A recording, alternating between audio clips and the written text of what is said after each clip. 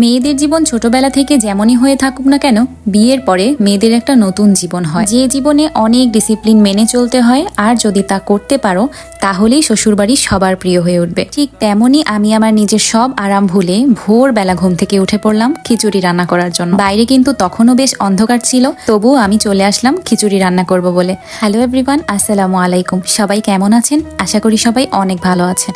আজকে আমার শ্বশুরবাড়িতে অনেক মেহমান আসতে চলেছে। অলরেডি কিন্তু অনেকে গতকাল বিকেলেই চলে এসেছে, আর যারা বাকি ছিল তারা আজকে আসবে। শাশুড়িমা বিশেষ কিছু কারণবশত অনেক দিন বাড়িতে ছিলেন না, সেজন্য তার ছেলে মেয়ে নাতি নাতনি সবাই তাকে অনেক মিস করতে শুরু করে দিয়েছে। যদিও সে বাড়িতে এসেছে অনেক দিন হলো, কিন্তু সবারই এখন পড়াশোনা স্কুল আছে, তাই সবার সময় করে উঠতে একটু দেরি হয়ে গেল। সবার সময় সুযোগ মিলিয়ে আজকে ডিসাইড করা হলো সবাই মিলে আমাদের বাড়িতে আসবে। যাই হোক, আজকে কিন্তু আমি অনেক এক্সাইটেড, আর আজকের দিনটা আমার জন্য অনেক বেশি স্পেশাল। সকাল সকাল সবার জন্য খিচুড়ি রান্না করা শেষ। এরপর শাশুড়ি মা বললো, যেহেতু চুলা ধরানো হয়ে গিয়েছে, গরম চুলায় একটার পর একটা তরকারি চড়াতে থাকো। যেহেতু আজ অনেকগুলো রান্না হবে, তাই অনেকগুলো পদ রান্না করতে করতে অনেক বেশি দেরি হয়ে যাবে। তাই ভাবলাম আম্মু যেটা বলেছে সেটাই করি। এদিকে হাতের কাছে বাঁধাকপিটা থাকায় আমি এটাকে সুন্দর করে কেটে ধুয়ে পরিষ্কার করে রান্না বসিয়ে দিলাম। ততক্ষণে কিন্তু আমাদের বাসার ছোট থেকে বড় সকল মেম্বাররাই উঠে গিয়েছিল। সকাল সকাল সবার সাথে গল্প করতে করতে রান্না করতে কিন্তু আমার বেশ লাগছিল, আর কিছুটা ঠান্ডা ঠান্ডাও ফিল হচ্ছিল।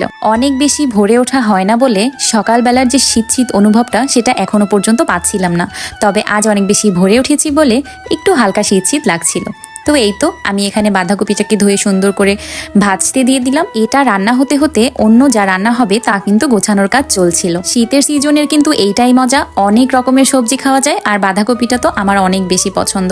চিংড়ি মাছ দিয়ে বাঁধাকপি ভাজিটা আমার অনেক বেশি ভালো লাগে। আমাদের বাড়িতে কোনো স্পেশাল মেহমান আসলে আমার শাশুড়ি কিন্তু তার হাতে পালা হাঁস কিংবা মুরগি খাওয়ায়। তেমনই কিন্তু আজও আমার শাশুড়ির হাতে পালা এই মুরগিটাকে জবাই করা হবে। এদিকে কিন্তু একটার পর একটা রান্না করা হচ্ছিল। ডিমগুলো ভুনা করা হবে, তাই নুন আর হলুদ দিয়ে মেখে এগুলোকে ভেজে নেওয়া হচ্ছিল। যেহেতু চুলার পারে অন্য কেউ বসেছে, তাই আমি এই ফাঁকে সকালবেলা যে খিচুড়িটা রান্না করেছিলাম সেই খিচুড়িটা দিয়ে সকালের নাস্তাটা সেরে নিলাম।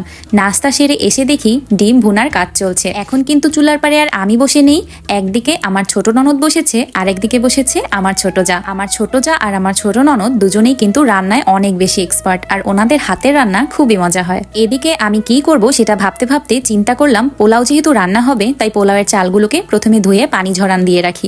এতে কিন্তু পোলাওটা অনেক বেশি ঝরঝরা হয়। এটা আমি শিখেছি আমার ছোট জায়ের কাছে। আমাদের পরিবারটা কিন্তু এমনই, সবাই কিন্তু হাতে হাতে কাজ করি, কখনোই কেউ কোনো কাজে ভেদাভেদ করি না।